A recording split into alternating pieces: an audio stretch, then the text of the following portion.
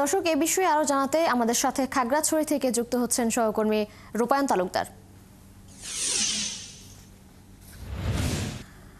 রূপায়ণ, সেখানে বিজিবির সতর্কতা কতটা দেখতে পাচ্ছেন এবং আটককৃতদের কোথায় রাখা হয়েছে, তাদের নিয়ে আইনি প্রক্রিয়া কি হবে জানাবেন।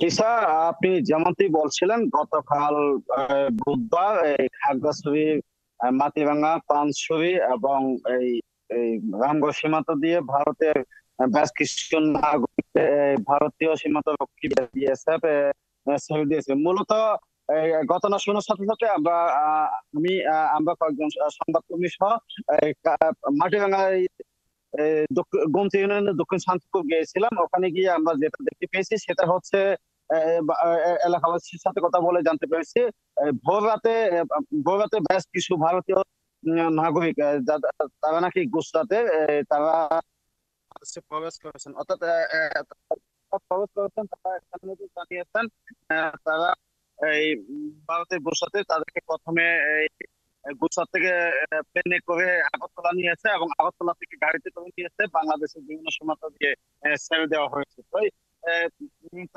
তাদেরকে যখন বাংলাদেশে ছেড়ে দেওয়া হয় তখন তারা জঙ্গলে ঘুরতে ঘুরতে একসময় এই আজানের শব্দ শুনে তারা লোকালয়ে প্রবেশ করে। তো প্রথমে আসেন তারা আবু তাহেরের বাড়িতে। আবু তাহেরের বাড়িতে, তো আবু তাহের যে বিষয়টি আমাদেরকে স্থানীয় আবু তাহের যে বিষয়টি জানিয়েছেন, তিনি ভোরে ঘুম থেকে উঠে দেখেন যে বেশ কিছু অপরিচিত মানুষ তার উঠানে জানতে পেরেছেন তারা ভারতীয়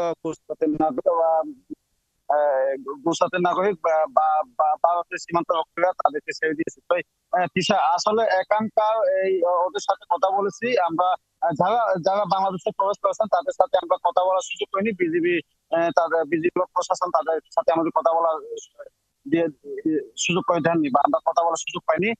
তো মূলত তারা আমি গতকাল পর্যন্ত যে বিষয়টি জানতে পেরেছি, তারা যারা দক্ষিণ শান্তিপুরের দিকে প্রবেশ করেছেন তারা সাবেক এক মেম্বারের বাড়িতে তারা অবস্থান করেছেন। তারা সেখানে বিজিবি এবং মাটিরাঙ্গার উপজেলা নির্বাহী কর্মকর্তা সেখানে সন্ধ্যার দিকে গিয়েছেন। আমরা গিয়েছেন, তাদেরকে ওখানে রাখা, এখনো পর্যন্ত ওখানে রাখা হয়েছে। আর পানছড়ি, আচলং, পানছড়ি, রাম যারা আছেন তাদেরকে বিজিবির হেফাজতে আছেন।